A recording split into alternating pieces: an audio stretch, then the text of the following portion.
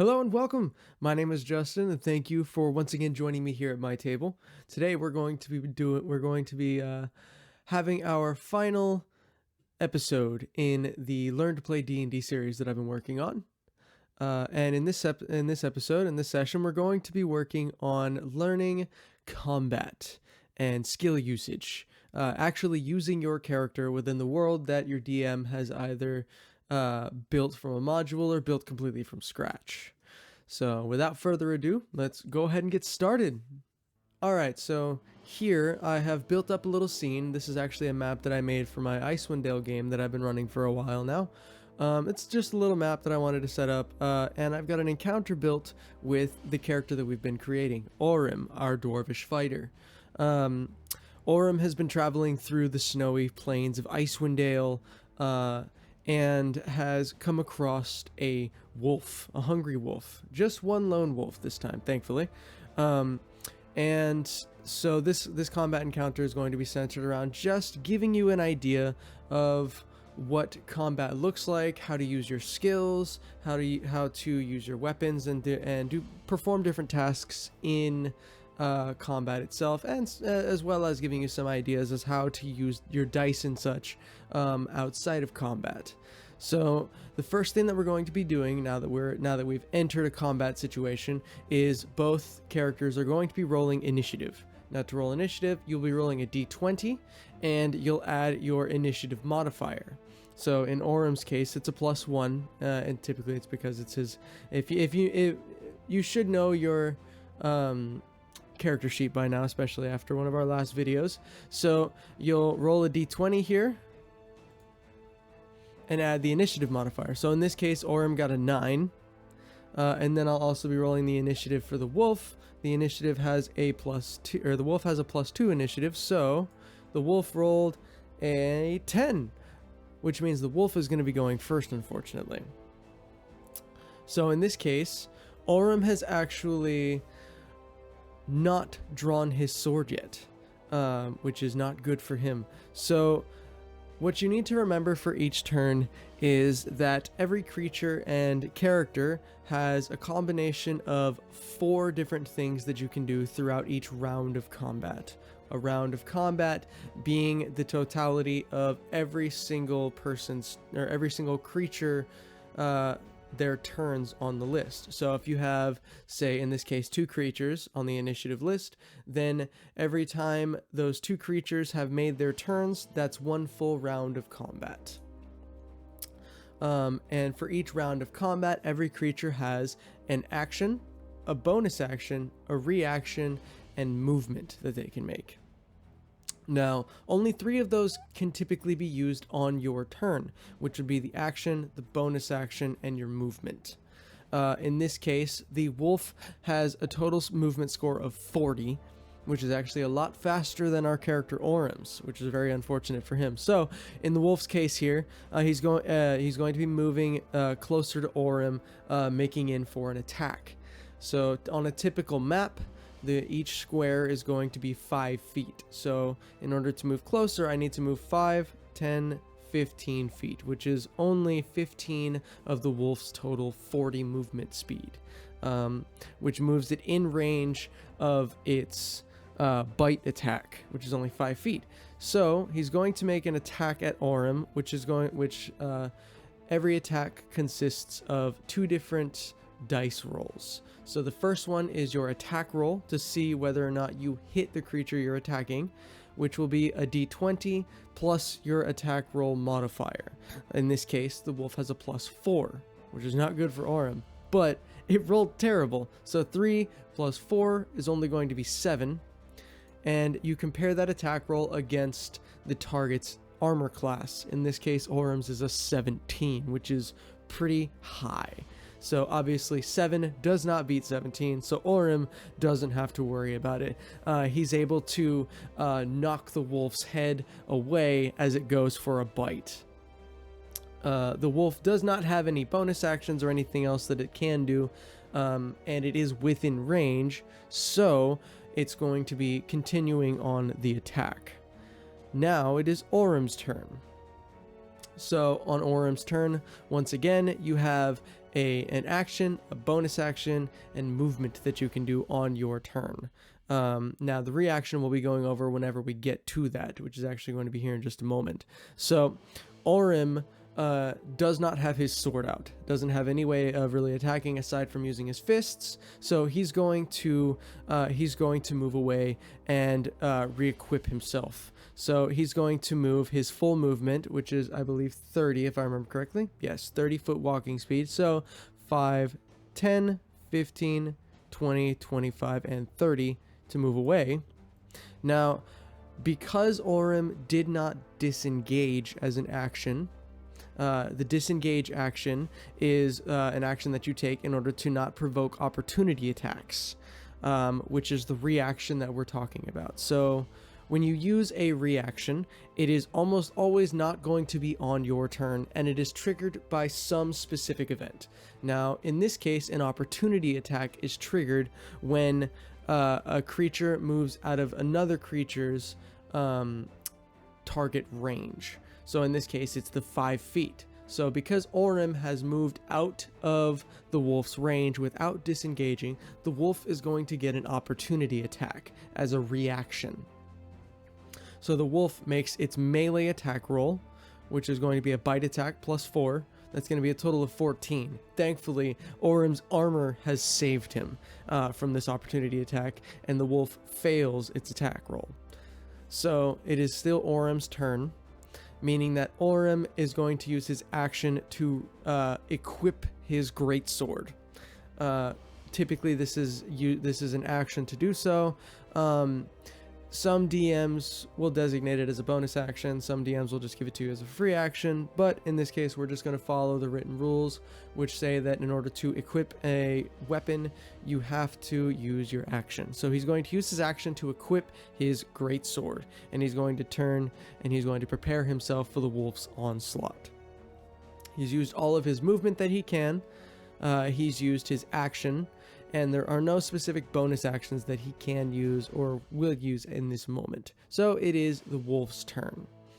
The wolf is going to absolutely sprint towards Orim.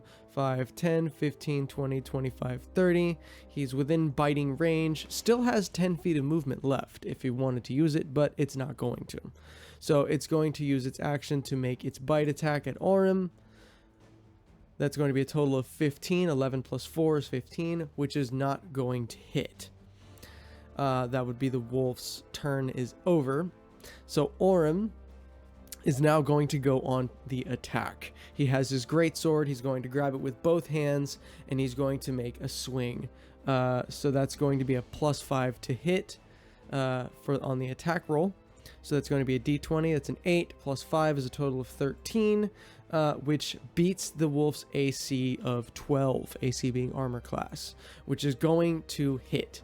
Now, this is where we get into the second part of making an attack, which is rolling for damage. A great sword is going to do 2d6 plus your strength modifier damage.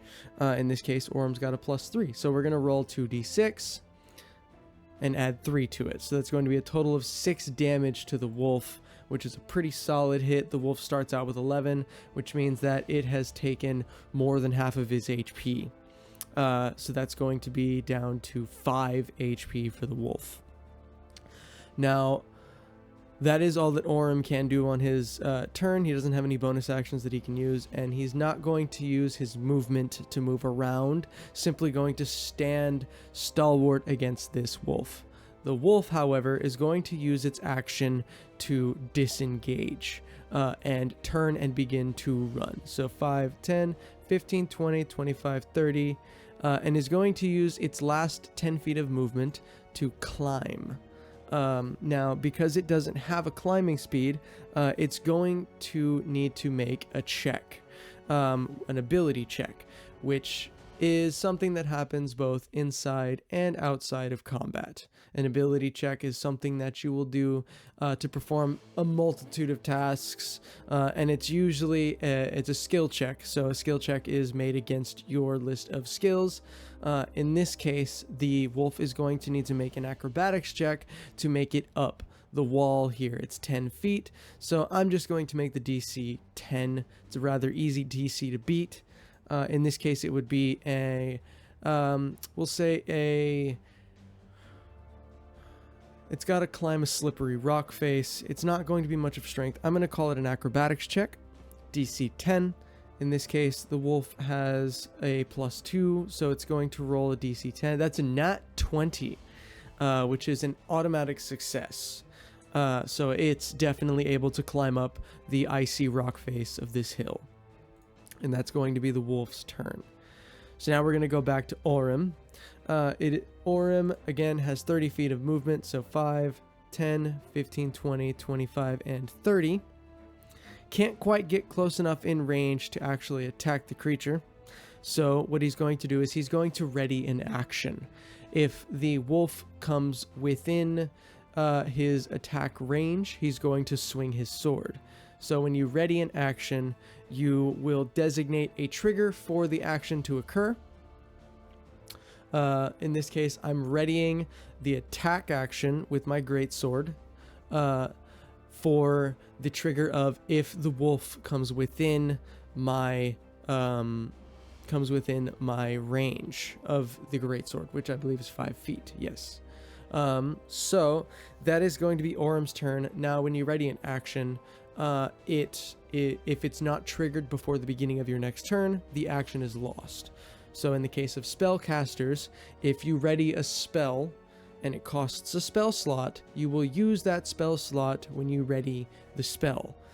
So even if you do not cast the spell or the effect is not triggered by the beginning of your next turn, you will still lose your spell slot. So be careful how you ready your spells.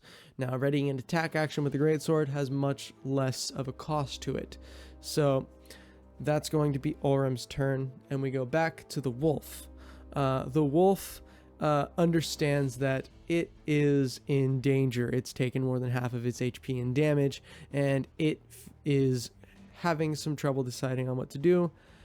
I believe that the wolf will use its action to make a cry. In this case, this is going to be a person, like just an added thing that I'm going to add in as a DM. It's going to make an action to try and cry out for another wolf. And what I'm going to do is I'm going to have it roll. I'm going to make this a performance check because it has to perform this cry out, which is a charisma based check, which the wolf does not have a very good charisma. So the DC is going to be, we'll say that there's probably wolves in the vicinity because it is a wolf. They typically travel in packs. This one simply broke off on its own. So it's going to be a DC 10 performance check, and it's got a -2. That's a total of 15. That is a success. As it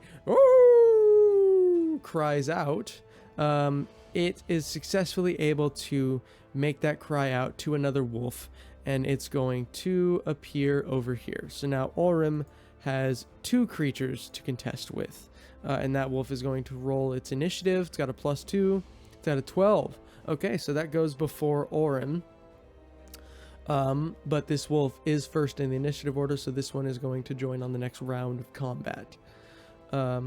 So now it is back to Orym's turn, as the wolf is going to be staying where it's at. And Orym is going to try to climb up to attack the wolf, so he's going to need to make a DC 10 acrobatics check.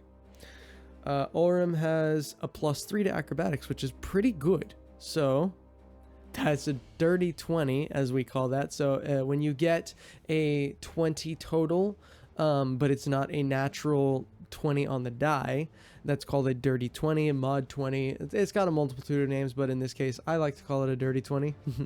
So Orym is absolutely able to make it up this hill. And he's going to make an attack roll at the wolf. So that's going to be a total of 13. Once again, that hits. So it's going to be 2d6 +3 to hit for damage. Ooh, the wolf takes a total of 9 + 3, so that's 12 damage. That is much more than the wolf has left of its 5. And so that is going to kill the wolf on a swing. Okay. So we have this other wolf who is ready to join in on the action. It is now its turn, and it sees that its wolf brother has been killed. And what I'm gonna do is, I'm not exactly sure what this wolf wants to do. It's either going to run away after seeing its wolf brother killed, or it's going to stay and fight. I'm going to say on a 5 or lower, it's going to run away. Anything else, it's going to stay and fight. It's going to stay and fight. So this wolf, seeing its brother killed, is going to immediately want to start running towards the action over here. Because these are 10-foot tall walls, right? What's going to happen is that is included in its movement. So it's going to go 5 plus 10, that's 15 to get down. It's going to make an acrobatics check, DC 10, to make sure that it doesn't slip and fall or something going down the rock hill. It succeeds, so that's at 15. 20, down another 10 is going to be 30 total. It's going to need another acrobatics check. It succeeds. So we're at 30, 35, 40. It'll use its action to dash, which doubles your movement speed. So it starts with 40. It's going to have a total of 80. So I have another 40 movement to make. So 5, 10, 15. And it's going to take 10 feet of movement up the rock face. It's going to need another DC 10 acrobatics check. It succeeds. So its action has brought it all the way up to Orem himself. It's not going to use any more of its movement. It has made itself up the rock face and is in Orem's face. It is now Orem's turn, however. And Orem, seeing that he is on the edge of this hill, is going to realize that it's time to leave. So he's going to take the disengage action to not provoke an opportunity attack, and is going to try to climb down the rock face. DC 10, he succeeds with a total of 13. So that's going to be 10 feet of movement, 15, 20, 25, 30. He's going to begin trying to get away from the situation, which is probably not going to be too easy for him. So the wolf is going to climb down the rock face. So that's going to be 10 with a DC 10 acrobatics check. Succeeds with a total of 13. So that's 10, 15, 20. It's going to run up and it's going to take its bite attack. That's a nat 1, automatic failure. Wow, these wolves are rolling terribly. Orem hasn't taken any damage yet. Unfortunately, the wolf is unable to do any damage to Orem. It is now Orem's turn. He has to instinctively either turn and fight or take the disengage action. I think he's going to turn and fight. He's going to make an attack at the wolf that hits. 1, 2d6 plus 3, total of 8 damage. Orem is... Oh, I suppose for this instant, I'm going to be rolling death saves for the wolf up here, just to give you an idea of how that works, because it doesn't seem like Orem is going to take enough damage to die. So this wolf takes 8 damage right now, and that is going to bring it down to a total of 4 HP left. It's taken a pretty solid hit. Yes, so 4 HP for this one.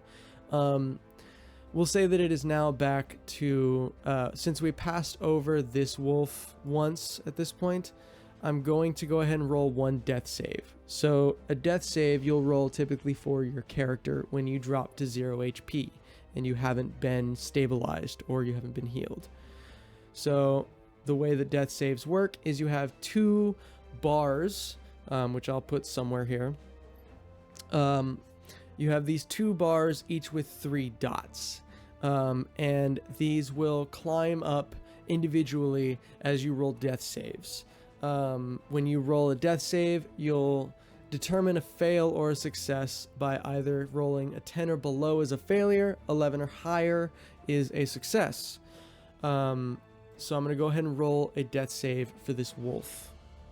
The wolf rolled an 11, so it's got 1 save, which is going to put 1 filled in dot on your saves bar.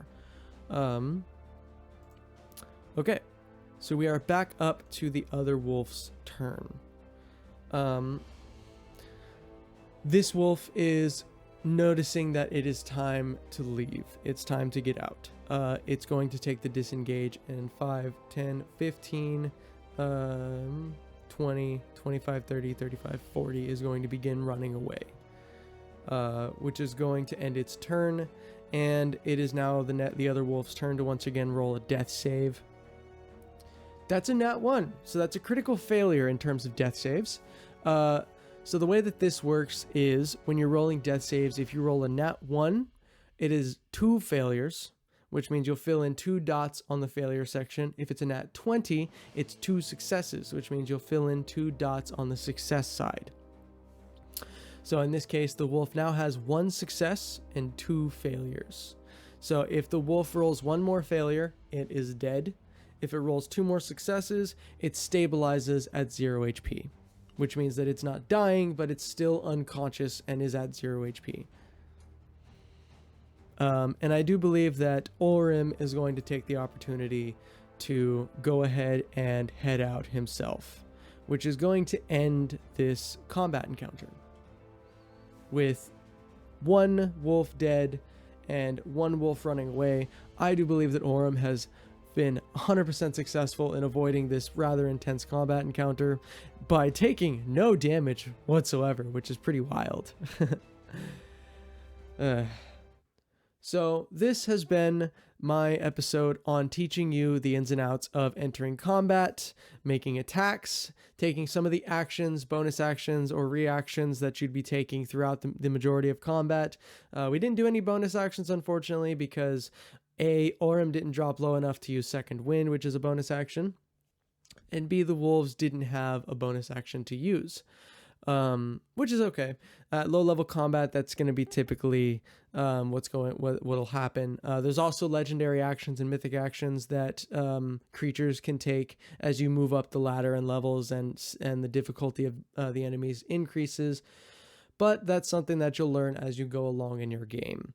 I hope that I was helpful in helping you understand the ins and outs of combat and understanding how ability checks work. I know we only did the ability checks for the performance of the wolf, and then the acrobatics checks of climbing and of scaling and descending the icy rock faces here.